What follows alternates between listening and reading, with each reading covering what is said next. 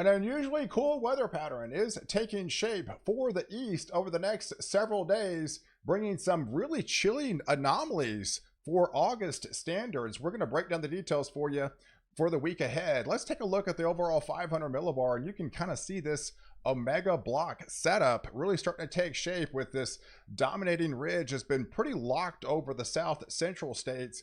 That's only going to extend across the central part of the country all the way up into Canada, but that allows a pretty significant trough that really will dig in across the upper Great Lakes as well as into the Ohio Valley. That actually sinks all the way down into portions of the southeast, and eventually even Florida will start to see and experience some of that cooler air, while far extreme portions of the west coast will start to see a trough a little bit more deeper into the week, especially as we head into Friday and Saturday. So you can actually see it a little bit better on this view with this ridge of high pressure, this 594 heat dome that's pretty much locked, and the bake is on today for a good part of Texas, much of Oklahoma, New Mexico. They're going to experience some of the hottest temperatures they've seen so far this summer, but it's everything but hot for a good part of the Great Lakes and much of the Ohio Valley. That sneaks into the mid-Atlantic as well as into the Northeast, and it's not just one day, it's about 4 to 5 days. So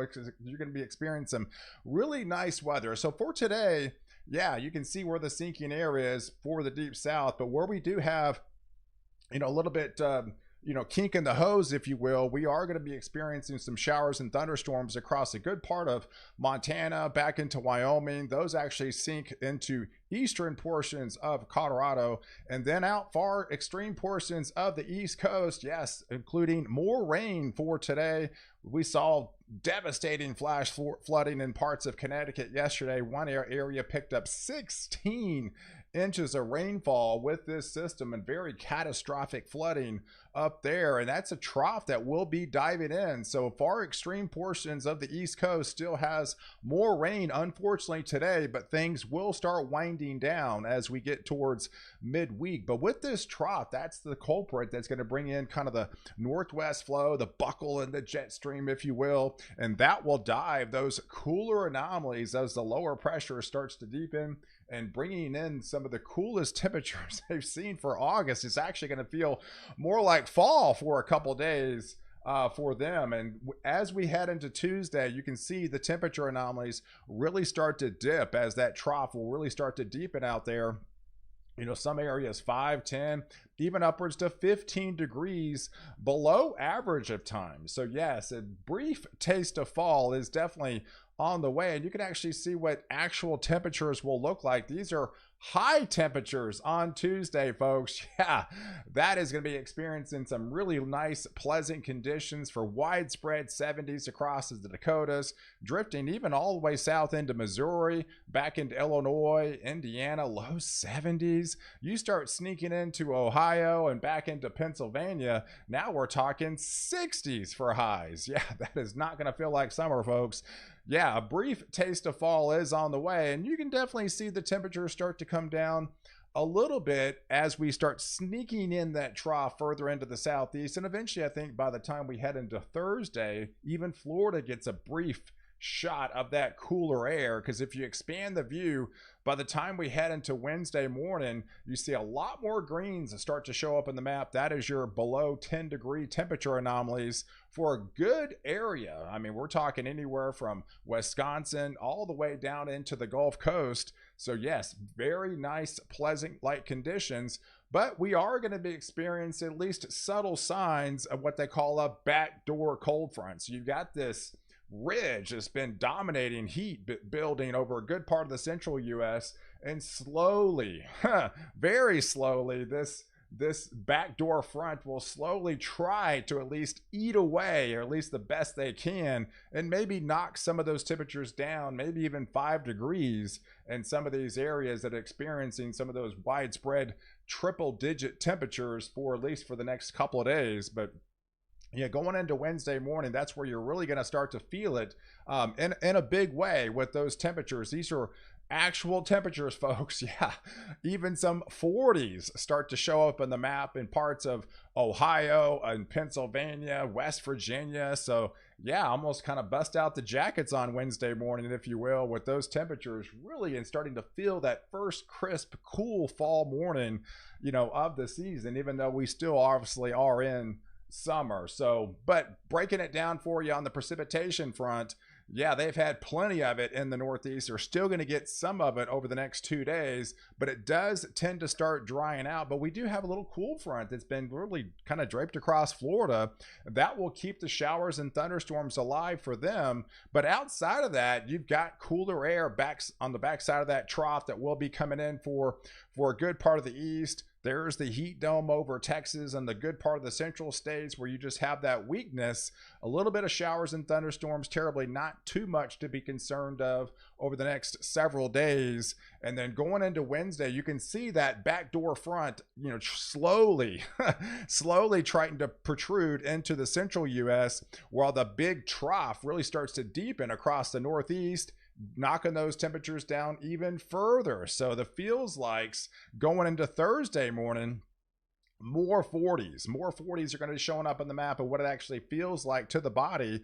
And that's going to be day 4 of it, right? So you got day 4. Day 1 is today. I think the heart of it is Wednesday and especially Thursday, and then starts to modify, if you will, further as we get into, later Thursday. But as it does modify, we'll have one last push of cooler air. And yes, that sinks all the way down into Alabama and to Georgia, into the Carolinas, and yes, even includes Florida. Very rare to see Florida getting one of these cooler fronts, especially for late August standards. But hey, they will definitely take it for sure. And the heat dome continues over a good part of the central U.S. And then all eyes will start to trend out west, where that trough will be really starting to dig in. And those areas will have their own drop in temperatures. We're talking places like Washington and Oregon and Northern California, eventually heading into Nevada, Idaho, those areas back into Montana. We'll start to feel the effects of this trough. So as this trough kind of lessens, if you will, and starts to fizzle out, this heat dome will start to retreat back over to the east. And then once it does that, it'll allow this trough to dive down off to the west coast, and that will deepen the temperatures big time as well, and bring some of those 10, 15, even cooler anomalies for them. So if you break it down over the next 5 days, here are your rain prospects, right? So you've got the rain shower still for the next day or two for the far northeastern portions of the Northeast. But other than that, it's really Florida that has the most rainfall over the next 5 days, with a lot of sinking air on the backside of that. And then outside of that ridge, you've got the weakness. So you still have a little bit of the monsoonal flow, and then some of the weakness that drapes across the Dakotas. And then, of course, you're dry out west, but it's only this deepening trough out into the Pacific Northwest will start to come in on Friday and Saturday. Will bring the cooler anomalies and the rain showers back in town for parts of Washington and Oregon. So, but it'll also bring those much cooler, even not even much cooler anomalies out west. So some of these areas could pick up 25 degrees below average for Friday afternoon. It's going to be feeling it in a big way, and it's not going to be feeling like late summer by any stretch of the imagination out here. And that cool mass will only extend not just from the west coast, but start to extend and start pulling in some of the interior regions, start drifting back into Nevada, as well as into parts of Idaho here, and eventually heading into areas of Colorado as well. So, but you're going to definitely feel it if you're under that trough. So if you break it down over the next kind of 7 days, here's what we're looking at. So we got the developing trough that will be extending into a good part of the Great Lakes, much of the Ohio Valley, Tennessee Valley, much of the Mid-Atlantic into the Northeast, and eventually sneak all the way down into parts of the Southeast, while much of Florida as well. There you get the glancing blow with the backdoor front will start to eat away at least the ridge late in the week, and maybe knock some of those temperatures down into the heart of the heat dome, maybe 5 degrees or so. But then there's your trough that will be coming back in for the West. You're not really feeling it now, but I think you definitely will start to feel it as we head into Thursday, Friday, and going into Saturday morning. And then out in the tropics, folks, it's actually fairly quiet. I mean, we still have Hurricane Ernesto out there. 85-mile-per-hour hurricane's not affecting any landmass right now. It did make landfall in Bermuda as an 85-mile-per-hour hurricane.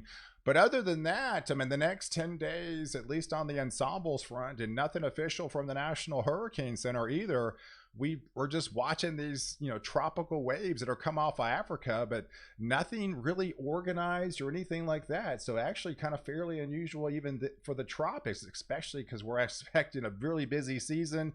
But we are going into the heart of hurricane season. I mean, August 20th, which starts tomorrow, to October 20th, those 60 days is pretty much about 80% of the season, folks. So even though we haven't had much and don't expect to have much over the next 10 days, it could rapidly ramp up in a big way heading into September and October. So definitely be ready and just enjoy this calm before the storm, you know, while we have it. So guys, I appreciate you guys watching.